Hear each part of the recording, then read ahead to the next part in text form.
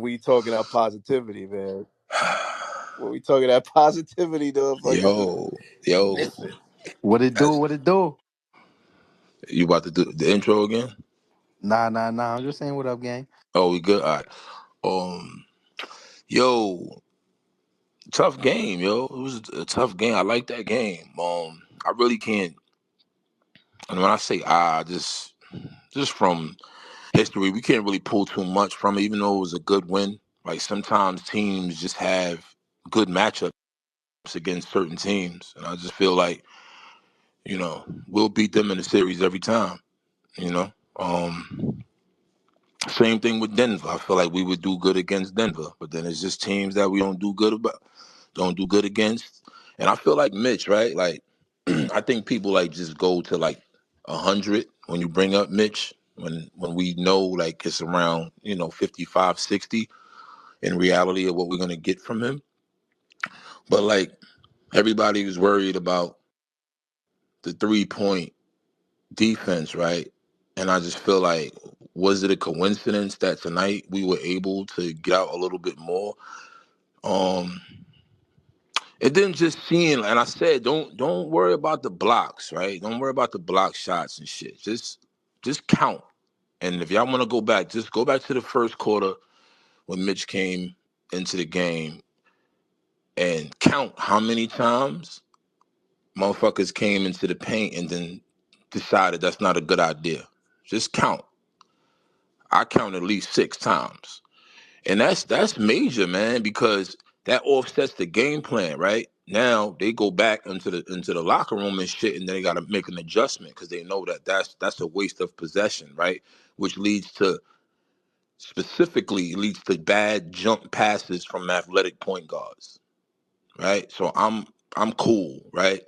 Uh, they're gonna use their athleticism and they're gonna jump and they're gonna look to throw that shit backwards, and that's where fucking OG thrives. That's where they thrive at. They get that pick. That's the easy score.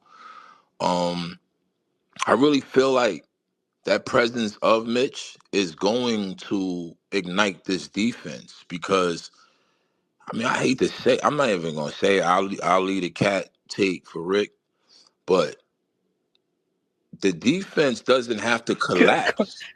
Come on, sir. Nah, because people don't be really want to talk. Let's just talk basketball, right? The wings are handicapped because if you gotta overcommit, right? Because they have to come help. They gotta help when Cat is down there. Mitch covers the whole paint. He could come out to the 3-point line and extend enough to, if not block it, but affect the shot, right? And make it back in time to contest for the rebound. So I just think that element right there is gonna help OG and Mitch and Josh Hart tremendously because they don't have to collapse with dribble penetration, which leaves no effort at the 3-point line closing out. Like that's it. This is a simple basketball take. You feel me? If you watch it without Mitch in there, they gotta collapse, bro. Some 2 or 3 dribbles, boom, they blowing past you, and then help Yo, is Banks, you saw how um Mikhail had a couple of blocks tonight coming from behind, right? mm-hmm. When Mitch was on the floor. Yo, you know what I seen too, and I've been asking for this shit for yo since like game one. I forgot what quarter it was, but Cat got the ball. It was the easiest bucket of the game. He got the ball. It was a little past the free throw line. He squared up, did a little hezzy, pulled up, shot right over the defender, cash. That's what I need to see, bro. Everything don't got to be a 3-pointer. Everything doesn't have to be a drive. The drive is too predictable. Just face up and just shoot over the defender. But shout out to Mitch, man. Shout out to Mitch. He looked good out there. He looked good out there. And for the first game, to be honest with you, he did better than I expected. Nah, that's all facts. And like you said, Banks, and shout out to you for coming up. Like, yo, like that first half with him in there, he's able to recover.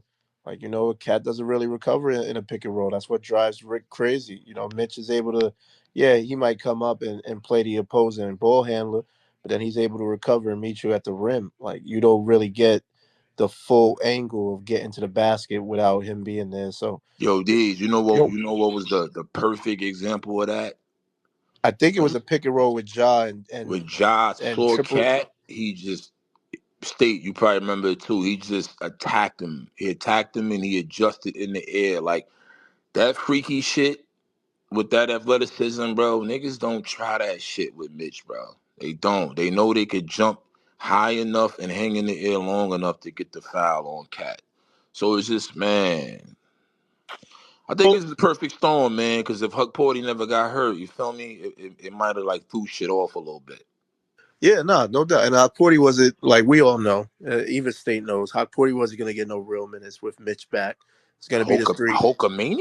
No Hulkamania, man. But yo, nah, to your point though, yeah, like Ja had to do a little spin. I call that the spinneroni. You know, when they do the pick and roll, they go in the paint, then they say, "Nah, let me dribble around." Like it, so that's good to see because I think, like you're saying, Banks, niggas would have just laid that up, or if it was That's on why, Cat. That's why Cleveland is so tough. Yeah, That's I yeah, it don't know if y'all is. be watching the games, but just watch a Cleveland game, bro. Between homie the power forward and Afro Thunder, them motherfuckers is turning people back. And Kenny Atkinson, speaking of Cleveland, and for the people that don't know, if you was making fun of Cleveland at the beginning of the night, they came back down 20 and beat Boston in Boston. Yeah. So Kenny Atkinson threw out Evan Mobley at the 5, Max Strus, DeAndre Hunter, Garland, and Donovan Mitchell. Now, again, there was no Drew Holiday and Kristaps Porzingis, but last time we saw that, we niggas got killed by 30. So, we doing good over here, but just know Cleveland is a little problem that we gotta worry about. I'm trying to Hey, keep it positive, you know what I'm saying? hey, Cleveland getting DeAndre Hunter was a fucking death it, blow, it my nigga. changed their game. It changed Oh their my game. god, yo! Like when I seen that, I saw the match. Just thought about the matchup because normally in a series against Cleveland, Jalen Brunson, you stick him on what? Maybe Darius. Probably not. You probably put him on somebody like Max Strus. But in the playoffs, the coach for Cleveland could just put DeAndre Hunter in the starting lineup, and then who you gonna put Jalen Brunson on? Like Kenny they gonna Atkinson. put JP on skates. Yeah, You know what I'm saying? Kenny Atkinson is a madman. Ladies and gentlemen, since the Cleveland Cavaliers got DeAndre Hunter, they are undefeated. I think they won 6 games in a row. They haven't lost a game yet. So shout out to Cleveland. They're doing us a favor because They the second every hottest team time, in the league right now, right? yeah, and every time Boston loses, like I